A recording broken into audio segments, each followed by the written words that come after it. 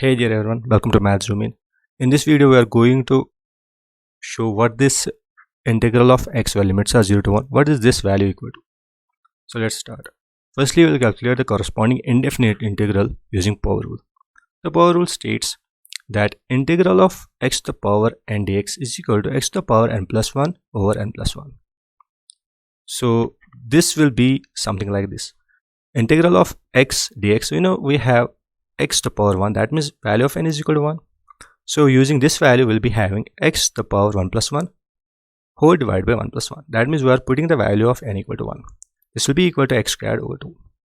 Moving a bit further, we'll be using the fundamental theorem of calculus, which states that integral of f of x dx, limits are a to b, is equal to f of a taken away from f of b. So now we'll just have to evaluate the integral at the endpoints. So this will be something like this: x squared over 2 at x is equal to 1. That means we have to plug in the value of x is equal to 1. This will be equal to 1 by 2, and x squared over 2 at x is equal to 0.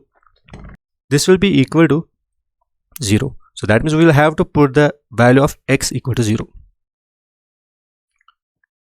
So moving further, we have integral of x where limits are 0 to 1 is equal to x squared over 2 at x is equal to 1 minus x squared over 2 at x is equal to 0. We have these two values, we have calculated these two values, so let's plug in these values.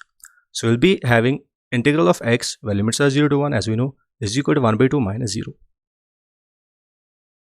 So after subtracting, we'll get this value. Integral of x where limits are, as we know, 0 to 1, this will be equal to 1 by 2. This can be shown by the visual representation as well, somewhat in the form of Riemann sum, where we'll be having a right triangle of base equal to 1 unit and height, or you can say perpendicular, equal to 1 unit. And area of this triangle will again be equal to 1 by 2.